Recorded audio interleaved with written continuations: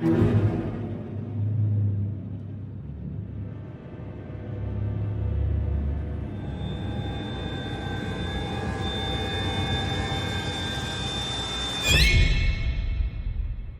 a moment when the sun disappears, when darkness falls and you're left with just your fears.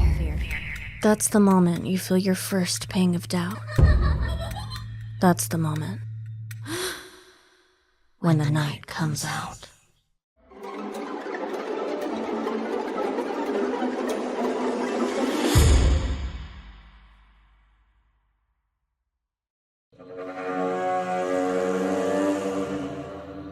When the Night Comes Out presents The German. What is the nature of evil? During the 30s and 40s, there was never a bigger conglomeration of evil than what was found in Germany. How does a population fall under the spell of such horror? And once exposed to that evil, with it whispering in your ear, how far are you willing to go for it? Would you let it in? Private James DeWitt is going to find out that when darkness comes, evil whispers from the shadows when the night comes out.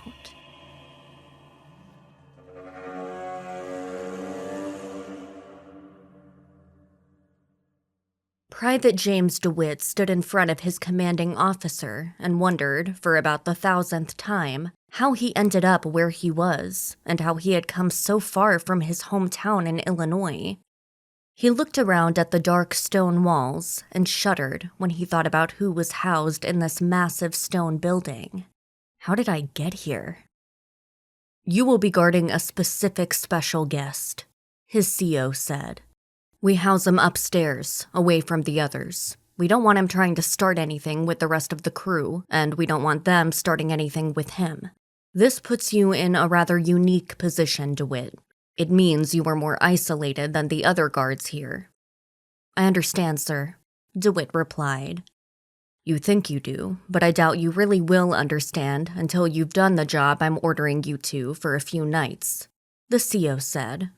You're the 4th person I've asked to be his guard. The other 3 all ask to be transferred out after a few weeks. He likes to talk. The key to this duty depends on whether or not you like to listen. Sir, I won't let him affect me or deter me from my duties, DeWitt replied. He had to. He couldn't disobey an order, could he? Good answer, said the CO. Still, giving good answers and then performing successfully are 2 different things.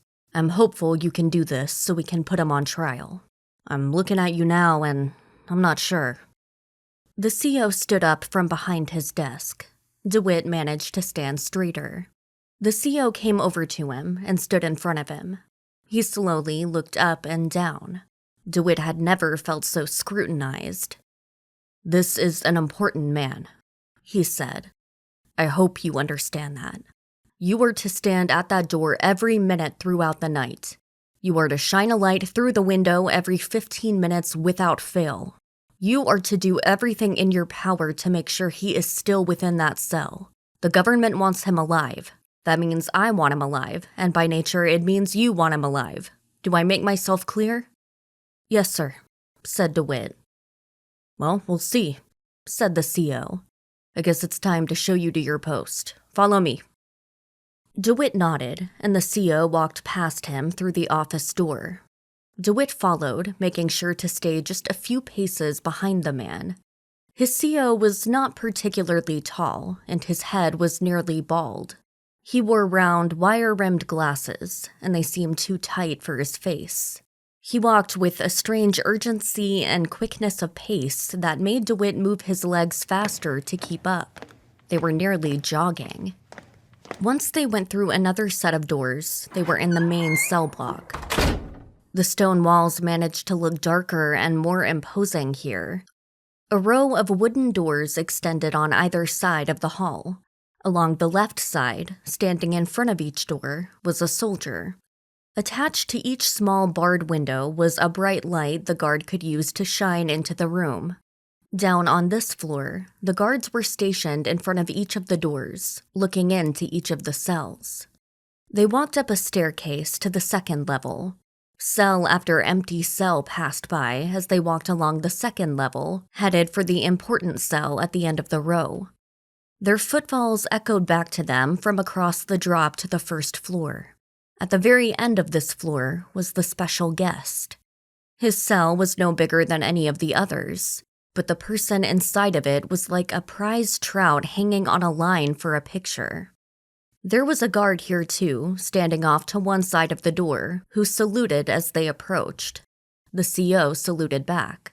He stepped in front of the door and turned to look back at DeWitt. "This is it," he said.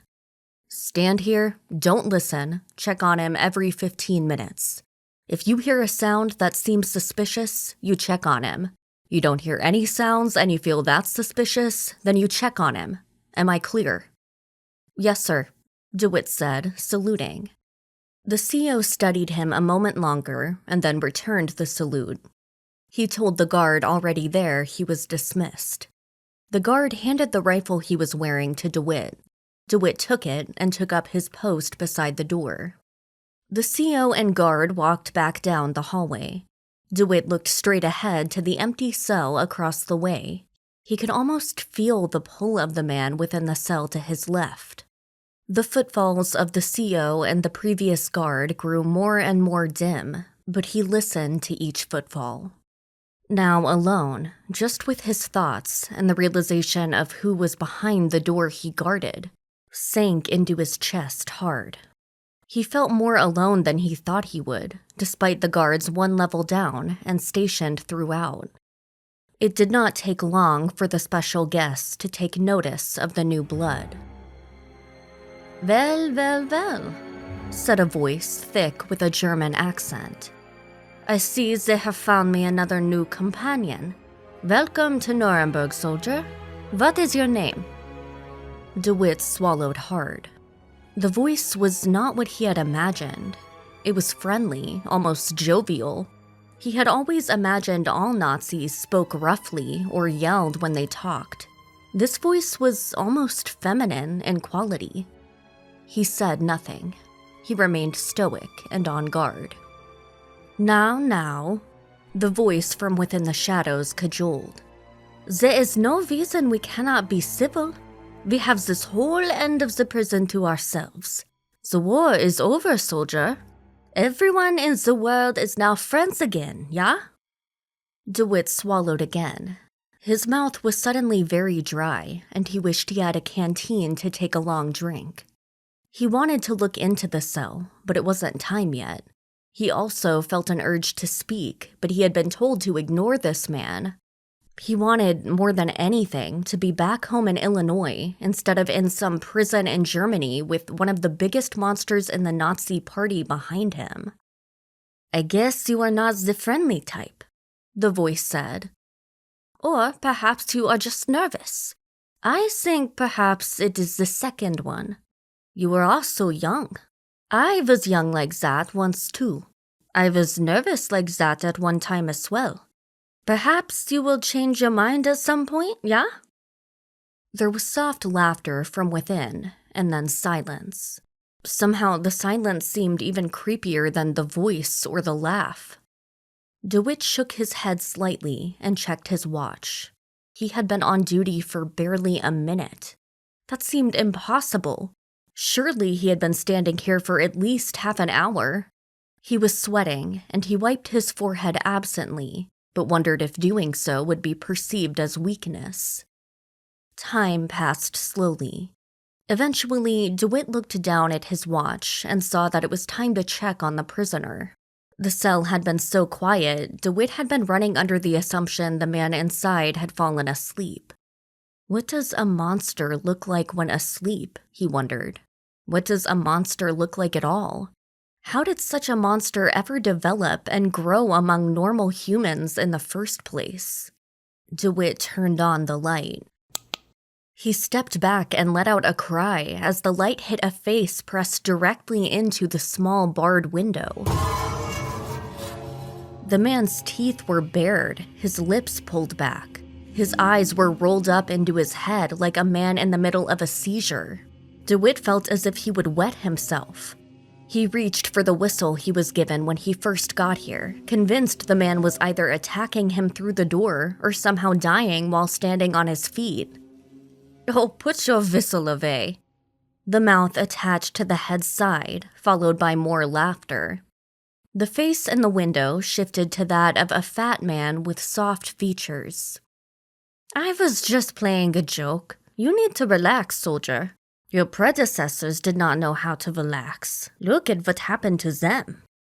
He backed away from the window, still laughing. Once he reached the middle of the room, he spun around, arms out from his sides, until he faced DeWitt once more. DeWitt waited until his heart returned to a beat that seemed normal and stepped forward. He shined the light on the man in the room. He was not as tall or as large as DeWitt had thought. He had seen this man on many newsreels, and he always looked so bloated and huge. Apparently, his time in prison had made him lose a little bit of weight. His uniform hangs off of him. His face is remarkably chiseled, but still a bit doughy. His hair nearly shines and is slicked back to the point where it almost looks like a helmet. He is smiling, and his cheeks are red. He almost appears like a friendly old uncle rather than the murderer of millions. "Take your look, soldier," he said. "See that I am still alive and mostly healthy. I will be for a long time, too, so make a note of that as well. Am I what you expected?"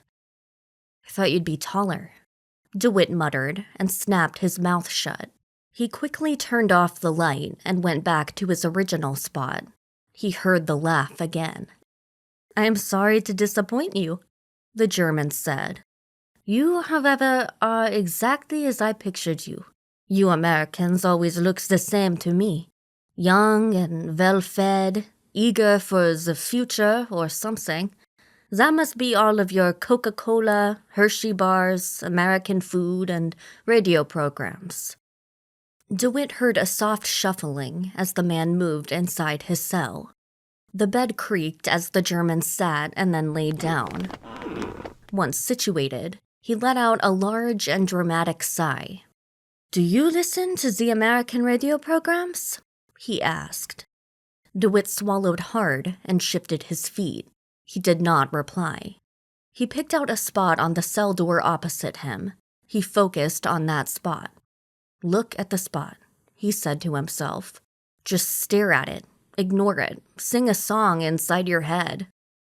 "I see," said the German, sounding disappointed. "You are going to be a good soldier and not speak to me. I understand that. I understand the idea of being a good soldier. I understand the idea of following orders. All of us here in this building, we were all following orders. We were all good soldiers. See where it has gotten us, yeah?" There was a soft chuckle again. Then there was silence for a while. "Well then," the German said. "If you will not talk, then I will sleep. Just try not to shine the verdant light directly into my eyes." There was more creaking from within as the German shifted around to find a comfortable spot. After several more minutes, there came a steady sound that DeWitt realized was snoring. He began to relax a bit. When he checked again with the light, he found the man turned on his side, away from the door, fast asleep. DeWitt once again wondered how he ended up in this place so far from Illinois. He never wanted this, but here he was. It turned out to be one of the longest nights of his relatively young life. The next night, DeWitt shuffled along the upper level to relieve the day guard, but found he had more trepidation brewing in his stomach than the night before. He had not slept very well, and told himself it was because he was not yet acclimated to his new schedule, or perhaps it was the time difference. He knew none of this was true, but he was quite good at convincing himself of things when he wanted to. In fact, it was just the German's voice in his head all night, cajoling him, taunting him in an almost polite manner. It was so hard to connect the profound evil behind the wooden cell door and the man who had spoken to DeWitt the day before. There was nothing about the doughy man which was menacing, and yet this monster had masterminded the death of millions. He took up his post and found the familiar spot on the door across the hall at which to fix his eyes. He hoped the German inside the cell hadn't even noticed the guard change. Of course, he should have known better. Well, said the German. If it isn't the good soldier. Hello, young man. How are you this evening? Feeling a little more chatty yet? Yeah? 9? DeWitt heard shuffling behind the door, and a moment later, it was like the German was right beside his head. His skin crawled, and he bit down hard on his cheeks to prevent him from screaming. He was determined not to scream or show any weakness to this man. You do not look well, my friend, the German said in his oily voice. You need to get more rest. I'm not your friend, DeWitt whispered. Pardon, young man? The German asked. What did you say? You're not my friend, DeWitt said, louder but still cautious. Ah, replied the German. Well then, what shall I refer to you as? DeWitt, he answered through clenched teeth. Or you can refrain from referring to me at all. What kind of name is that? The German asked. Is that your first or last name? Last, DeWitt hissed. Nationality? DeWitt turned his head slightly so he could look directly at the red-cheeked face in the window. American. The German smiled. Delightful! And here I thought all you Americans enjoyed talking about where you and your ancestors were from. You are the great melting pot, isn't that correct? In Germany, we do no such thing. We are all just German. We fight as Germans for the sake of Germany. I am glad to find an American who feels the same. DeWitt stopped looking at the man and returned to the spot on the door. He cursed himself under his breath.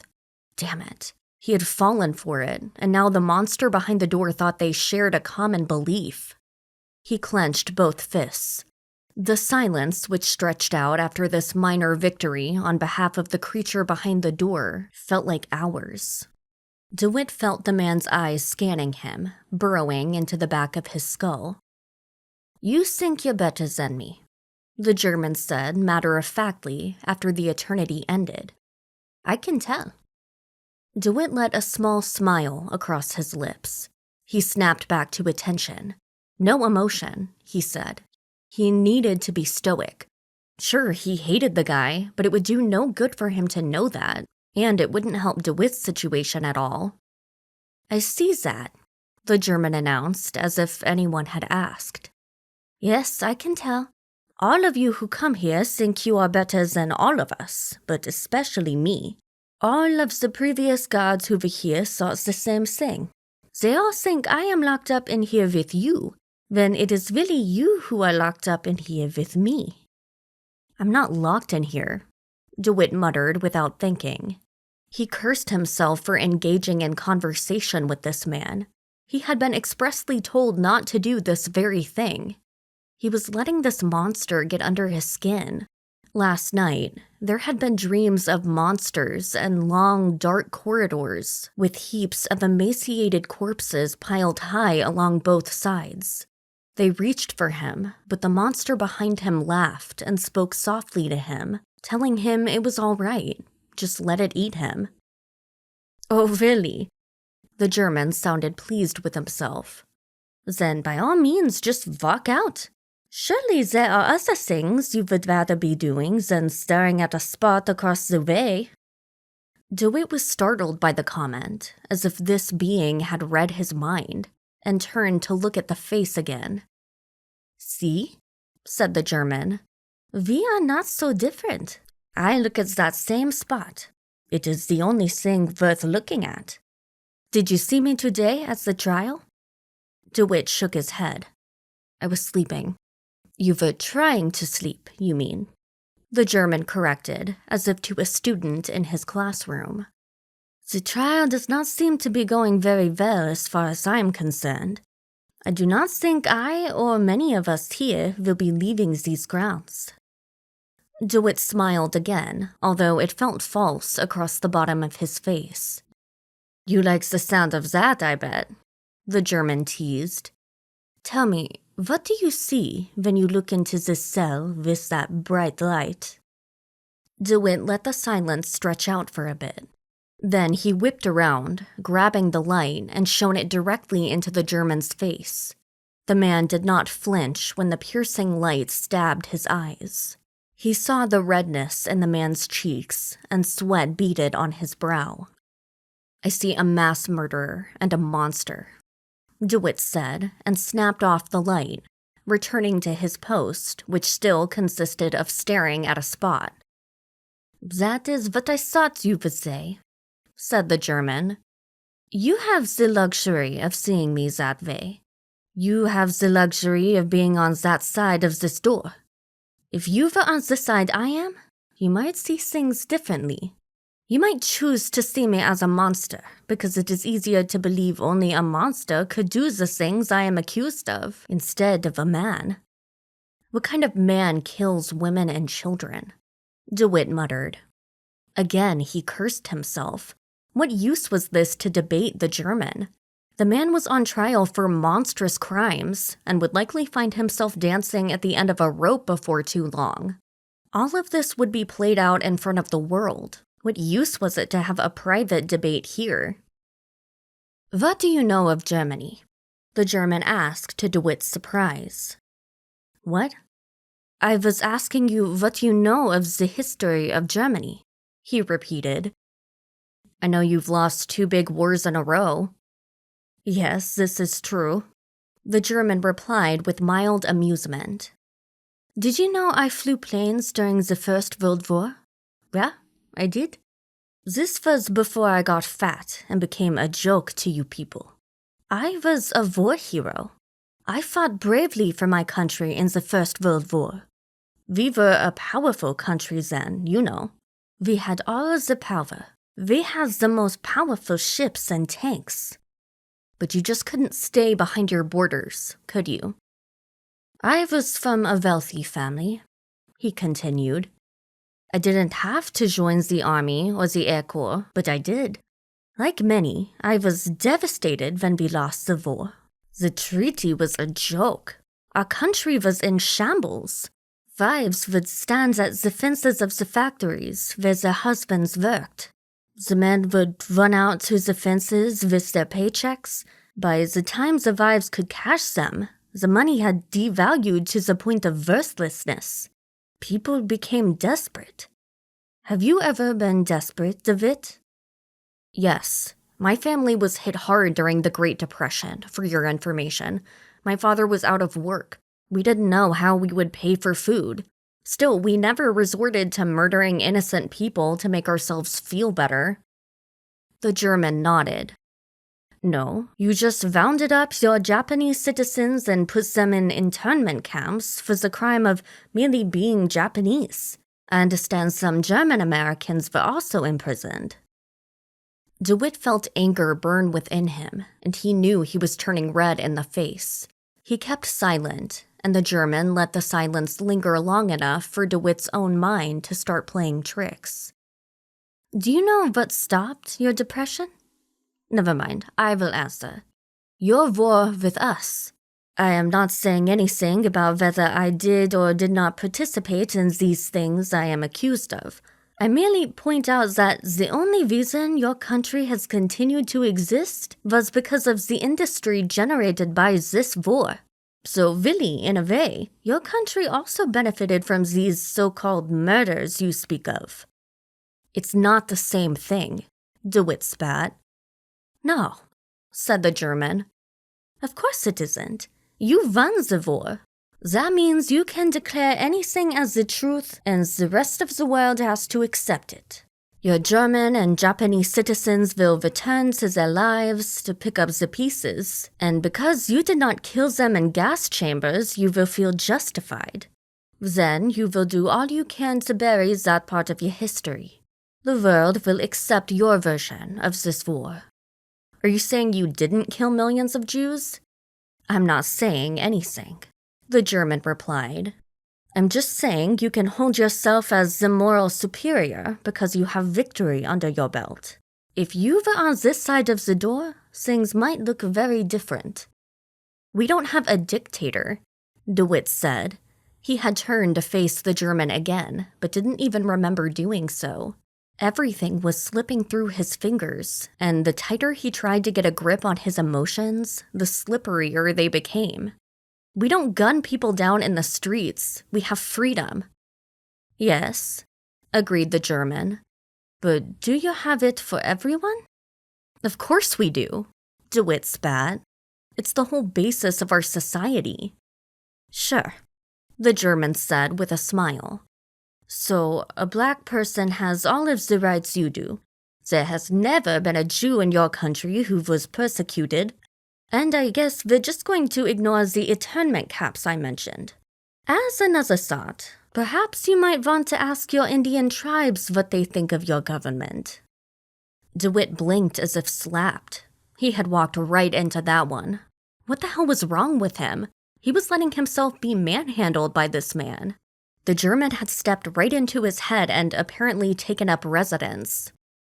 You don't understand, he said at last, once his silence had stretched to an uncomfortable length. I see. However, I have to wonder if you do. I guess you understand what it was like to be here and what happened here. How nice for you to have everything all figured out and to be able to see the world so much in black and white. I'm not supposed to talk to you, DeWitt said and returned to his post. Yes, but you are, the German replied. I consider that progress. With that, the German laughed his mocking laugh, and DeWitt heard him shuffle across the floor. A moment later, there was the creak of the bed and a loud noise as the man stretched out. DeWitt ground his jaw compulsively, his teeth creaking in his skull, and he forced himself to stop. He needed more sleep, he thought to himself. He resumed his vigil of the spot on the door. The dreams DeWitt had while trying to sleep were unreal. He had never been the type to have nightmares, but now, as soon as he closed his eyes, he heard the German's voice whispering inside his brain. The images which filled his subconscious were terrifying. In one of his dreams, he was once again walking down the hallways in the prison, but this time the cells were filled with emaciated people of different races. Japanese prisoners reached for him with pleading eyes and curled fingers through the bars of one cell. There were black men, women, and children inside another. At the end of the hallway, instead of a wall, was a large furnace, burning with the heat of the sun. The smell of burnt pork filled the air. From the ceiling, men, women, and children hung from ropes, their eyes burning into his skull, their heads twisted. He began to run inside the dream, but when he finally reached the cell where the German resided in the real world, he froze. Inside the cell, instead of a person, was a giant American flag. Patriotic music poured from within. DeWitt snapped awake, sweat poured down his chest. His heart hammered against his ribcage. How was he going to survive this duty? How was he going to maintain his sanity? The next afternoon, DeWitt awoke with a headache. He had spent the rest of the day tossing and turning instead of sleeping. He couldn't seem to get the window, and by default the room, dark enough.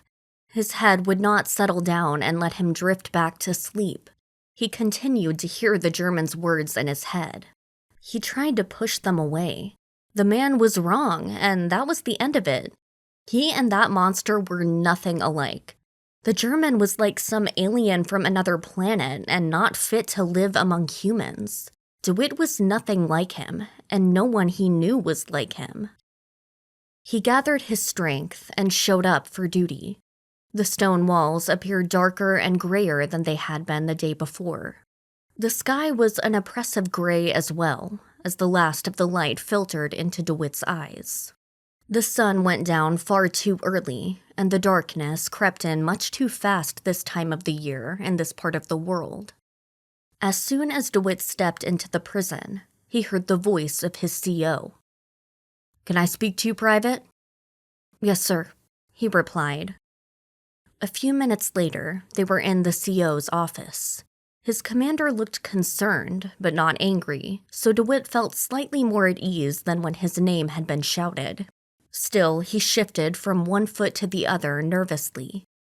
"I received a disturbing report that you were heard talking to the prisoner last night," the CO said.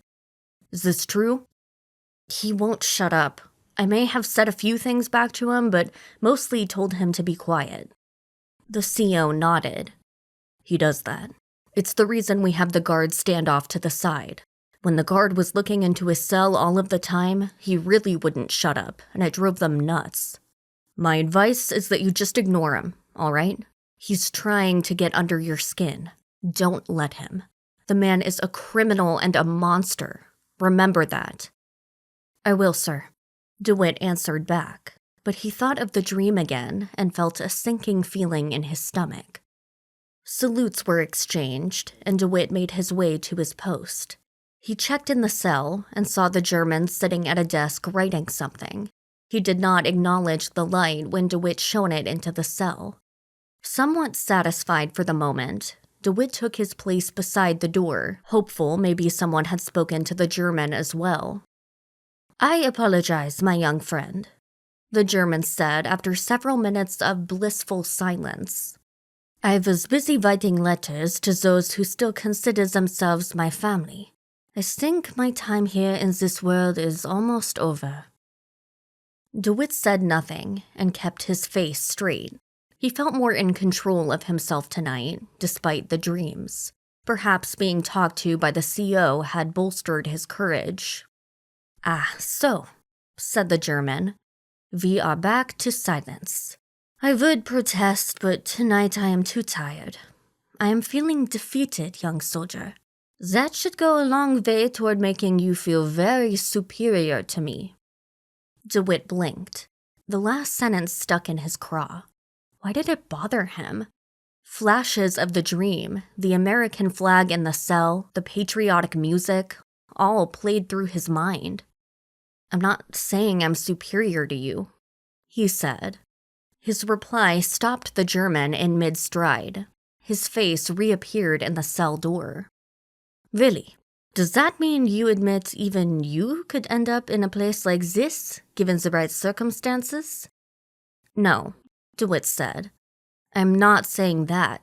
I don't understand how anyone could ever do what you and the rest of these people here did. I'm just admitting you're a person, and so am I, and that I'm not better than anyone else."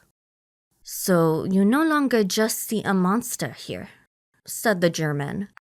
"I don't know what I see," DeWitt said. "I see a man who has lost just about everything, and yet he keeps trying to convince himself and everyone around him that somehow the horrible things he's done were justified. Some part of you is a monster. Anyone who could order the deaths of millions is a monster. It's one thing to do it for war, another to do it for some crazy idea of racial purity. Both are terrible, but the second one is what makes you a monster. Despite that, there's something sad and pathetic about you." "I see," said the German. "You pity me." "In a way, I guess I do. You deserve what's coming to you, but none of this should have happened. Not the war, not the industrial murders, not the madness of a dictator, not these trials. Something broke somewhere in society that allowed all of this to happen." The German bared his teeth like an animal. "I do not need your pity, soldier. In fact, I need nothing from you." "Then why do you continue to talk to me?" DeWitt asked. "You're scared, but you won't admit it. You're terrified of the noose, but you'll never say it. You're desperately lonely and craving human contact, but you won't agree with that either. What else is there to do with someone that is unwilling to admit weakness, but pity them?" The German growled to seem fierce, but he also stepped back from the window a bit. It was as if DeWitt had reached through the bars and slapped him hard across the face. DeWitt had to admit it gave him some satisfaction. Despite the pity, the hate for this man and what he had done still burned bright. "Do you think my execution will be a mercy?" Quiet. The bravado gone now. "More mercy than you ever showed the millions you helped murder," DeWitt said. "It is not dignified," the German said. "And being gassed in the showers with hundreds of others is?" DeWitt asked. "I am an officer in the German army," he said. "I should be put before a firing squad and not dangled from the end of a rope." "You'll forgive me if I don't feel much sympathy for your situation," DeWitt said. Another long pause followed. So long, DeWitt thought maybe the German had gone to sleep and he hadn't heard the footsteps. Then the voice appeared like a ghost, little more than a whisper carried on a summer breeze. "No," said the German. "I don't think I will forgive you. I don't think I will forgive you because you will not forgive me. You are in a position where you could help me, and instead you choose to laugh at me. Once again, I must point out, there seems to be little difference between you and what you accuse me of being. No matter how many times you say that, it doesn't make it true. What you did was unforgivable. Besides, how am I in a position to do anything?" DeWitt asked. "You have access to the storeroom, yeah?" DeWitt nodded. All of the guards had access to the storeroom. It not only contained supplies for the guards, but housed personal belongings of the prisoners. Why did he just admit to this man he could access it? "Then all you would have to do is bring me a container of face cream I have in my suitcase," the German said. "My skin gets so dry, and it is the only cream I have ever found that can help me." "What's in it?" "I don't know," the German replied. "It is from Switzerland. I bought it in a small store on a most delightful corner. The couple who ran it are delightful. I should give you the address in case you ever visit Switzerland. You can visit." "You know what I mean." The German smiled. "It would probably be best for you if you did not know. You see, it is very much like the German people. They did not know because they chose not to. You can do the same. In some regards, I feel you already are playing such a game with your own mind." DeWitt did not take the bait or respond to that. He stared hard at the German. The German shrugged. "Think what you will. Do what you will. Just remember, this is a chance to be merciful. I thought in your country all men are innocent until proven guilty." "I think you have been proven guilty," DeWitt answered. "Your whole fucking country is guilty." The German sighed and shrugged again. "Think what you will." DeWitt turned up his lip and snarled at the German, who simply smiled at him. Then he turned away from the bars, and DeWitt heard the bed squeaking. DeWitt eventually just gave up trying to sleep. Eventually, he got up and listened to the radio. The news said the trial had ended, and the verdicts were about to be handed down. No one expected the German to avoid the hangman's noose. DeWitt didn't know how to feel about this, but was alarmed to find himself concerned. The man had gotten into his head. He made his way back to his bed and lay on his back with his arm thrown over his face. After a few minutes, he mentally found himself back in his small town in Illinois. He remembered the day even though he had been so young when it happened. The details had grown hazy, but the image of the man hanging in the tree never left him. It was a black man. Exactly what he had been accused of, DeWitt did not recall. He guessed it was probably a crime against some white woman. It needn't had even been a crime as bad as assault, murder, or rape. Just looking at a white woman the wrong way, even in Illinois, could be just cause. This was central and southern Illinois, and things were much different here. His father, shirt stuck to his body with sweat, had awakened him in the middle of the night. His cheeks were flushed red with work, effort, and excitement. He shook DeWitt from one of those sound sleeps only a child can find, but eludes the grown man. "Come on, Jimmy," his father had said. Come on, wake up. You have to see this. Groggy, and maybe even still clutching the tattered old teddy bear he had carried with him everywhere in those early days, DeWitt had gone with his father. He remembered bouncing on the seat next to his dad, their old car with the bad shocks sending each bump in the road through his tiny spine. DeWitt's brother, a few years older and doomed to die in the Pacific years later, sat next to him. Unlike DeWitt, his brother was awake and excited like their father. They drove right into the middle of town. It seemed every adult DeWitt knew was there. Men and women were gathered in the park right across from the town hall. People carried torches, and the lights made shadows flicker and dance across the square and the buildings encircling it. DeWitt remembered being afraid. He had to be lifted onto his father's shoulders to see. A man hung from a rope knotted crudely around his neck. The trailing end snaked up over a branch into a tree in the middle of the town square. His head twisted at a strange and very fatal angle. His tongue bulged, as did his eyes. Someone had tied the rope around his neck, lifted him up, and watched him strangle. He looked as if he had been beaten before that. His face bulged and bruised, with dried blood in places. Even from the distance he was, DeWitt could see moisture, perhaps from tears, perhaps from being spat upon, on the man's cheeks drying in the torchlight. His pants were wet from when his bladder had let go as he died. "See, Jimmy?" his father said. "See what we do with animals?" DeWitt watched the body turn slowly, like some sick, twisted mobile over an infant's crib.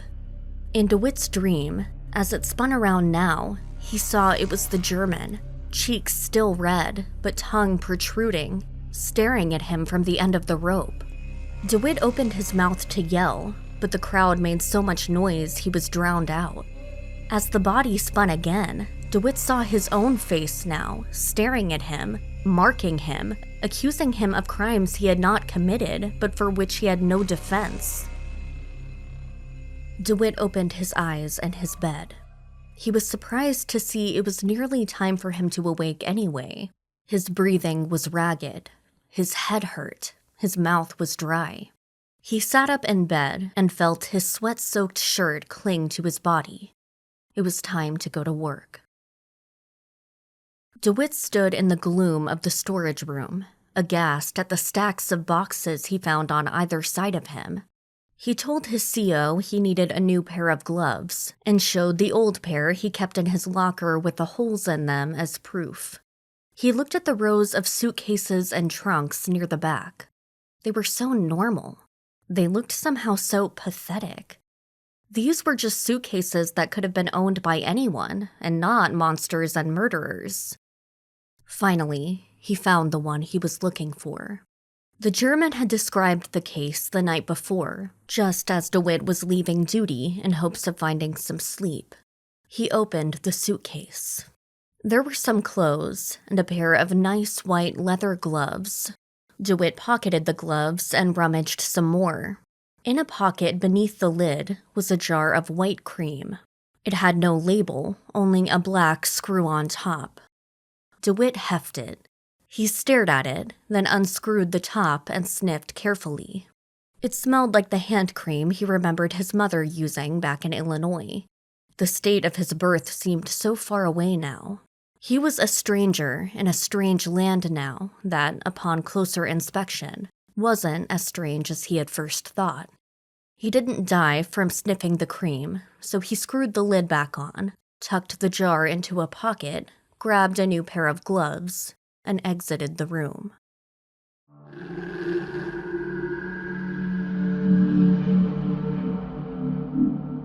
"Why did you change your mind?" the German asked. DeWitt pushed the jar through the bars in the door. The glass felt strange and alien in his hands. The man's face looked strange and alien to him. The verdict had been death, and the sentences were to be carried out quickly. The man before him would be hanging, eyes bulging, tongue protruding, pants darkening, perhaps in days. DeWitt stared into the man's face, and it was like he could suddenly see the future. He saw hatred and death. He saw blood in the streets and children crying as parents were murdered before their eyes. He saw a despotic leader promising salvation only through him while pointing the finger at one specific race or religion. DeWitt saw men carrying torches, marching in the streets chanting hate-filled slogans, convinced of their superiority, but so afraid of the approaching thing they considered a threat. More frightening than any of this was the realization such a thing could happen in the United States, or Canada, or France, or England. Anywhere. It just took scared people willing to believe a lunatic who would then focus their fear into a sharp razor of hatred. This man here deserved his fate. Of that, DeWitt was certain beyond all doubt. All of them did. However, the veil between these men and the people DeWitt knew back home was so thin. It was so thin it could be ripped apart with a strong breeze or a push. This man, all of these men, had been born with endless possibilities. Then, something had twisted them. No one was born a monster, DeWitt realized. They became monsters through endless, tiny, horrible twists throughout their lives. DeWitt looked into the German's dark pupils and saw only an abyss. To his endless horror, it looked back at him. The fear he felt was absolute. Ice ran its fingers down his spine. "I came to realize some things," DeWitt said. "Did you recognize the monster?" the German asked. "Something like that," DeWitt muttered. "I thank you," said the German. "Don't." DeWitt held the man's gaze, then looked down, the spell broken. The German shrugged. The glint had gone out of his eyes, and so had the swagger disappeared from his step. His cheeks were no longer so red. "Whatever you wish," he said. "I shall return the favor by waiting until you are off duty." "For what?" DeWitt said. "I don't know what you're talking about." The German nodded slowly as a sad smile crossed his lips. He looked much older to DeWitt now, and much thinner. He remembered the newsreel footage of this man and his obese frame shaking with laughter. Now, it was hard to believe it was the same man.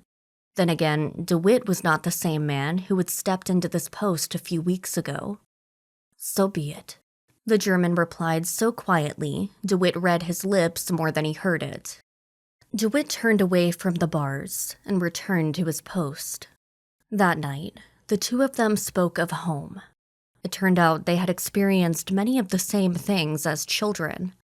They shared some of the same loves of music, literature, even film. For a moment, just before dawn, and before his replacement came on duty, DeWitt did not feel like a stranger, and his spot in Germany felt very much like a spot somewhere in Illinois. He thought, perhaps, it was like being in the town square.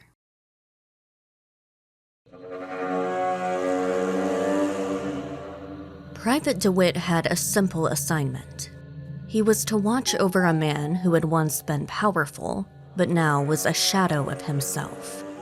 A man waiting for a death sentence. Instead, what he found was that the monsters of this world are more like us than we would like to believe. The same lesson can also be learned from the gods we make of the men in our history. We are all capable of amazing greatness, or the most profound horrors.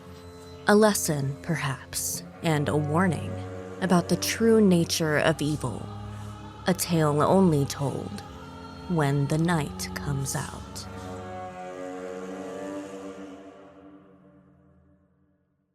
You've been listening to When the Night Comes Out, a weekly horror anthology podcast with stories by Bryan W. Alaspa and narrated and produced by Allie James. Music by Vivek Abhishek.